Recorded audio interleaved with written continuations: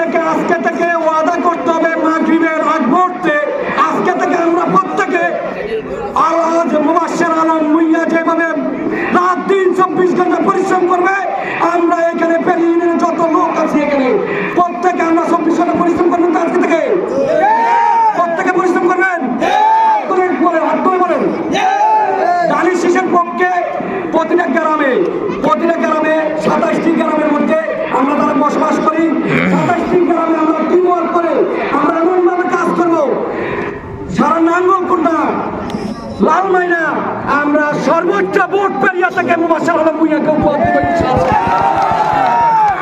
সবাইকে ধন্যবাদ। আসসালামু আলাইকুম।